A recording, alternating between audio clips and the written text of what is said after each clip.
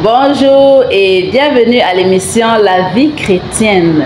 La vie chrétienne, elle est merveilleuse, n'est-ce pas? J'espère que vous la trouvez aussi intéressante que moi. Elle est intéressante parce qu'elle nous permet de nous épanouir. Nous sommes heureux parce que notre joie ne dépend pas des circonstances. Notre joie dépend du Seigneur Jésus-Christ. Alors installez-vous confortablement pour qu'ensemble nous puissions aborder la troisième partie de notre thème sur le sexe sans tabou. Abonnez-vous et partagez le lien avec vos amis. Aujourd'hui, nous allons voir un sous-thème plus particulier. Il s'agit de comment attendre le mariage. Comment attendre le mariage. C'est vrai que si vous avez bien écouté les deux premières séries, vous comprendrez déjà à 80% comment attendre le mariage. Il faut d'abord se poser la question, pourquoi je me marie? J'ai suivi un prédicateur dire que les gens aiment tellement le mariage qu'ils aiment le mariage plus que le bonheur. On ne doit pas aimer le mariage plus que le bonheur.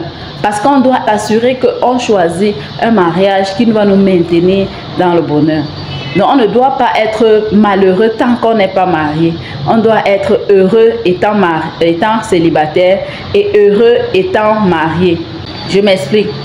Si tu veux fuir le célibat à tout prix, tu vas te retrouver dans un mariage qui va te conduire au malheur. Mais quand tu te prépares à faire un bon mariage, tu te prépares à être heureux. La première chose à savoir, c'est que nous devons rechercher la source du bonheur qui est Jésus-Christ. Avant de penser au mariage, il faut penser à faire la paix avec Dieu. Au travers de la nouvelle naissance, je suis sûre que si tu es sur cette chaîne, c'est sûrement que tu es chrétien. Mais tu peux aussi être là par hasard. Mais laisse-moi te dire que Jésus est la source de ton bonheur. Ce n'est pas le mariage qui te donnera le bonheur. C'est Jésus la source de ton bonheur. D'ailleurs, il dit dans Ésaïe que je suis ton époux. Que tu sois une femme ou un homme, c'est lui ton premier conjoint. Parce que c'est lui, lorsque ton conjoint aura des défaillances, c'est lui qui saura combler ces défaillances-là. Lorsque vous allez passer peut-être par des situations difficiles financièrement ou autres, c'est Jésus qui saura combler ces vides-là en toi. Alors trouve Jésus avant de trouver ton partenaire. Et pour trouver Jésus, il suffit tout simplement de reconnaître que tu es pécheur, de lui demander pardon pour tous tes péchés, d'inviter Jésus-Christ dans ton cœur de façon sincère et de commencer une nouvelle vie au travers de la méditation de la parole de Dieu et de la prière et de l'évangélisation et de la communion fraternelle. Parce que pour faire un mariage heureux, il faut également faire attention à ses compagnies. Les mauvaises compagnies peuvent infecter ton futur mariage. Et lorsqu'on a Jésus, cela nous permet également de savoir qui nous sommes, quelle est notre valeur. Jésus te dit dans le livre d'Éphésiens chapitre 2 que tu es enfant de Dieu. Tu es enfant de Dieu. Un enfant de Dieu n'est pas n'importe qui. Mais si tu te maries pour avoir de la valeur, pour avoir une identité, alors sache que si ton mari ou si ta femme est quelqu'un qui ne sait pas te valoriser, tu vas beaucoup souffrir dans le mariage. Donc il faut déjà savoir qui tu es en Christ. Il faut déjà te valoriser toi-même. Savoir quels sont tes atouts, tes forces, même tes faiblesses. Et savoir comment les combler. N'attends pas que tous les compliments viennent uniquement de ton conjoint ou de ton futur conjoint. N'attends pas que tout l'estime que tu auras de toi vienne uniquement de ton conjoint ou de ton futur conjoint. Apprends toi-même à t'estimer, à connaître ce que tu vaux. Alors ça fait que même si demain il doute ou alors il n'est pas quelqu'un qui t'encourage dans ce que tu fais, que tu sois suffisamment encouragé toi-même pour pouvoir avancer, pour pouvoir rester heureux malgré ses faiblesses. Alors, j'ai dit la première chose, c'est de naître de nouveau, c'est de connaître qui tu es, ta valeur, ton identité en Christ. Et troisièmement, quand tu vis chez tes parents, tu es en stage. N'attends pas que tes parents te disent mais pourquoi il y a le désordre et tout. Commence à mettre de l'ordre à la cuisine, à organiser la maison de tes parents comme si c'était ta maison. Prépare-toi psychologiquement à tenir une maison, à tenir un foyer. Et ce que les garçons doivent savoir, c'est qu'il n'y a pas que les filles qui doivent s'occuper de la maison. La femme vient comme une aide dans la vie d'un homme. La femme ne vient pas faire et l'homme vient l'aider. Donc, si tu veux être un bon mari, apprends à faire le ménage. Parce qu'il pourra arriver que ton épouse soit malade, qu'elle soit enceinte ou qu'elle ait des indisponibilités qui font en sorte qu'au lieu de courir rapidement vers une nounou, vers un membre de votre famille, il vaut mieux vous soutenir mutuellement en tant que couple.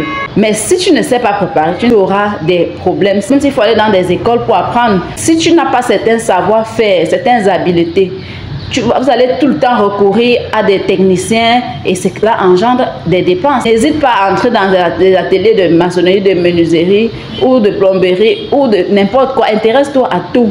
Ce qui pourra te permettre d'apporter ces expertises-là dans ta famille et pour le bonheur de ta famille. Alors, il ne faut pas simplement te contenter d'avoir un travail. Il faut savoir être polyvalent. Il faut savoir multiplier tes ressources. Parce que quand tu ne sais pas diversifier tes ressources, il peut arriver qu'une de tes entreprises ne fonctionne pas et qu'il va falloir prendre soin de ta famille. Comment tu vas faire? Ne sois pas le genre d'étudiant qui est cantonné sur un prototype de travail qu'il veut faire. Alors, un garçon doit être quelqu'un qui est battant. Tu dois être un homme battant, un homme dynamique, un homme qui crée, qui invente. Tu ne dois pas être quelqu'un qui te croise les bras et qui se dit « Bon, ma femme travaille, donc du coup, je peux dormir, je suis tranquille. Si je n'ai pas, elle va gérer. » C'est vrai, la femme doit aussi travailler. Elle ne doit pas se dire qu'elle va épouser un homme qui va combler tous ses besoins. Le mariage n'est pas la prise en charge.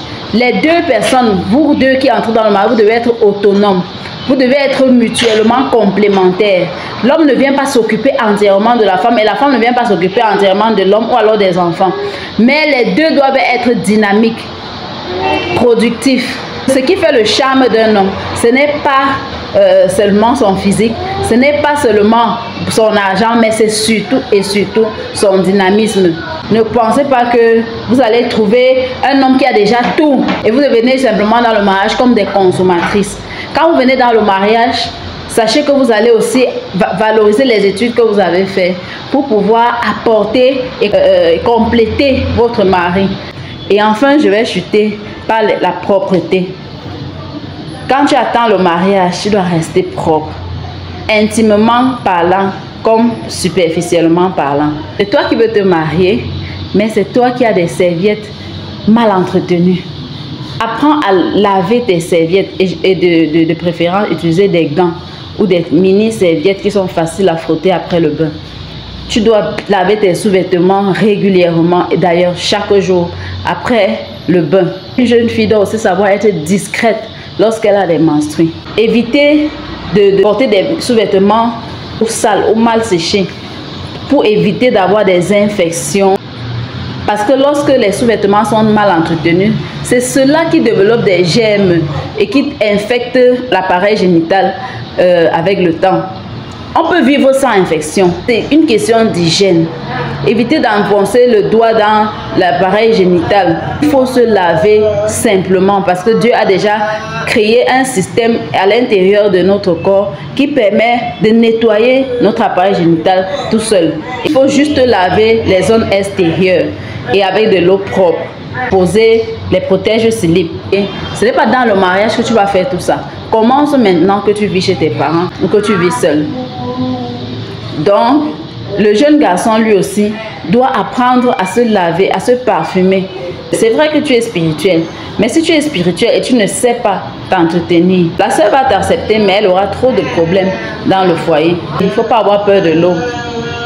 Il faut te laver, surtout les chrétiens. Parce que les jeunes garçons non croyants, ils investissent beaucoup dans le paraître. Mais nous, c'est vrai que la Bible nous demande d'investir dans les valeurs intrinsèques.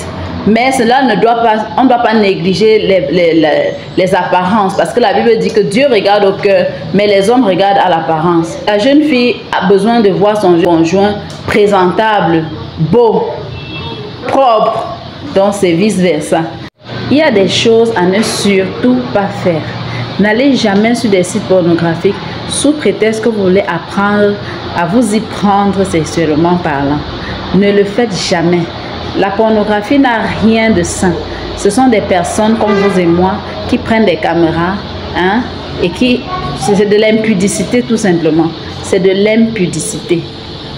Le sexe est quelque chose de sacré qu'on ne devrait pas filmer. Et non seulement ça, ils le font de façon bestiale.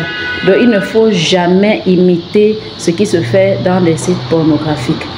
Ce que nous devons faire, c'est de compter sur Dieu pour nous apprendre cela dans le mariage. L'autre chose à faire en attendant le mariage, c'est d'apprendre à diriger des études bibliques. Apprenez à diriger des études bibliques en famille, avec vos parents, avec vos frères et sœurs. Parce que vous en aurez besoin dans le couple pour diriger les cultes familiaux avec vos maris et vos enfants. Donc, il faut absolument savoir diriger un temps d'études bibliques, savoir diriger un temps de louange en famille, un temps de prière en famille et même personnellement. Quand vous-même vous développez votre vie de prière, votre temps de louange personnel, je ne parle pas du temps qu'on passe à l'église. Cela permettra que vous soyez davantage fort dans le couple pour bâtir le fondement spirituel de votre famille. Bravo à toi qui a pris l'engagement de rester chaste avant ton mariage. Bravo à toi aussi qui t'es repenti et qui a pris de nouveaux engagements pour ne plus recommencer. Si jamais tu avais déjà franchi la ligne rouge, tu peux redevenir une personne réservée, une personne qui attend le mariage dans la pureté. Alors, je vais terminer en disant, si tu es heureux étant célibataire, tu seras heureux dans le mariage. Mais si tu es malheureux, impatient, tu t'apitoies dans le célibat, sache que même dans le mariage, tu ne seras pas heureux, tu seras toujours en train de t'apitoyer parce que tu ne vas pas épouser un ange, tu vas épouser un être humain qui aura aussi des défauts et des qualités. Alors, apprends à être heureux avec ou sans mariage. Que Dieu te bénisse. Place-moi contre ton cœur, mon amour.